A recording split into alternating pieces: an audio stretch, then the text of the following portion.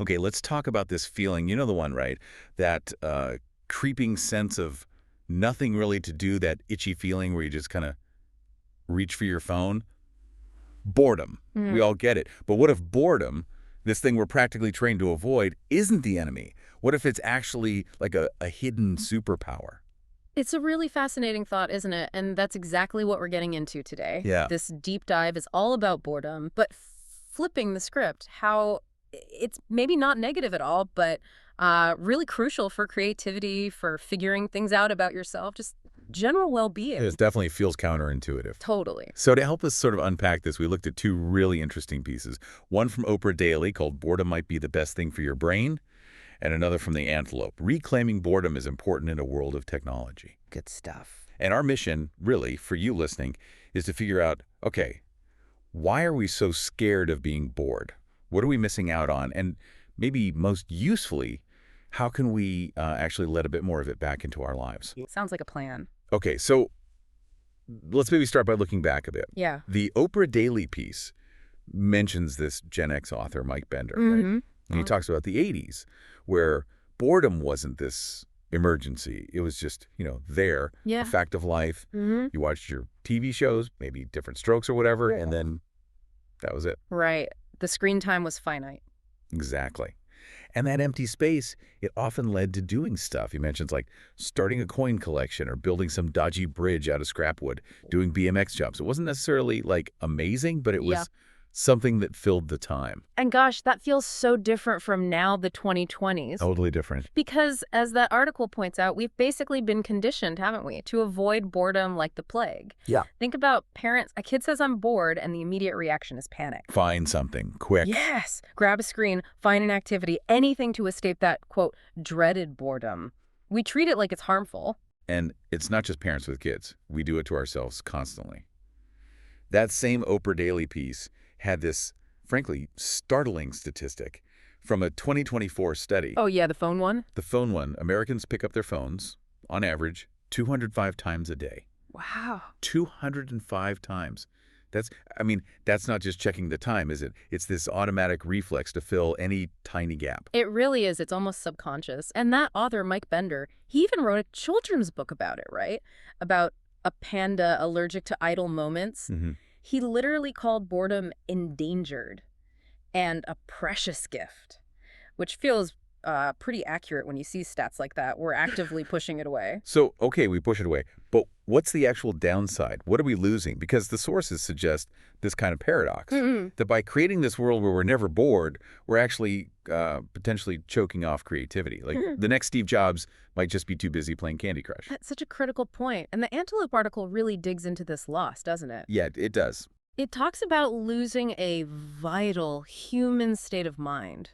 The state that historically guided artists, thinkers, dreamers. It's not just about, like, business innovation. It's about losing, I think they called it a beautiful, necessary pause. A pause in a world addicted to noise. I like that line. Me too. And the Oprah piece connects it directly, saying boredom creates the negative space where inspiration can take root. But Right. how do you get negative space if you're always filling it? Right. And we do always feel it, that feeling, that nothing to do-ness, it hits. And what's the first reaction? Reach for the phone. Instantly. In the grocery line, stuck in traffic. The Oprah article even mentions going to the bathroom. Oh, the toilet statistic, 68%. 68% of us use our phones on the toilet. Yeah. Confession time are probably in that statistic. I think many of us are. It just shows how uncomfortable we are with even like 30 seconds of quiet. Yeah, it's like an ingrained habit. It is. And it makes you ask, what is this feeling we label boredom? Is it truly boredom? The Antelope piece has this great insight. What's that? Boredom isn't the enemy here. Our fear of it is. Ah. Often what we call boredom is really just a craving for something external, right? News, gossip, drama, anything. It fuels that doom scrolling or maybe makes us pick at insecurities. It's not the emptiness itself maybe, but the fear of what might come up if we just sat with it. That's a really interesting way to frame it. So, okay, if we're not constantly distracting ourselves, what is going on in our brains during that downtime?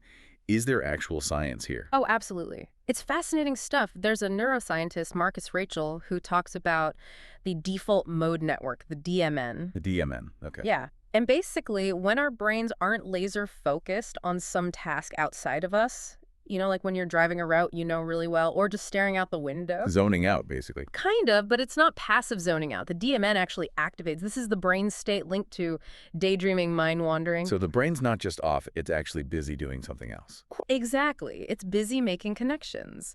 This is where, apparently, links form between ideas that seemed totally unrelated before.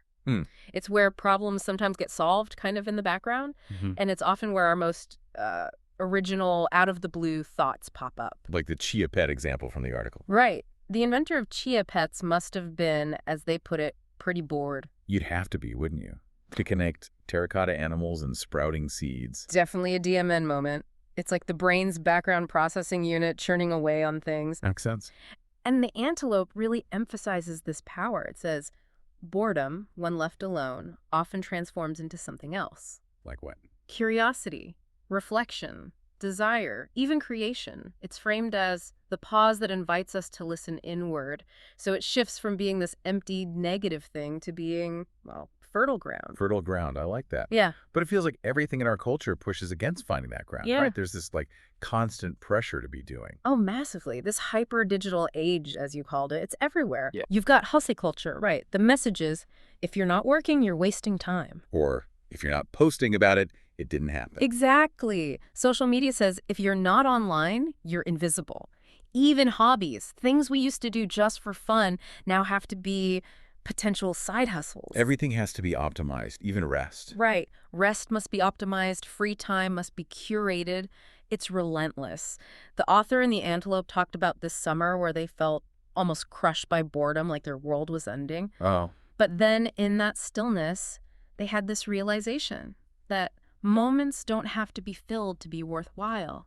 They started noticing like the simple stuff around them, the beauty in it. That's a huge shift. Finding value in just Being. a total reevaluation. It's like finding a different kind of more, not more tasks done, but maybe more peace or more connection. But how do you get there? Especially if you're caught up in that must-be-productive mindset.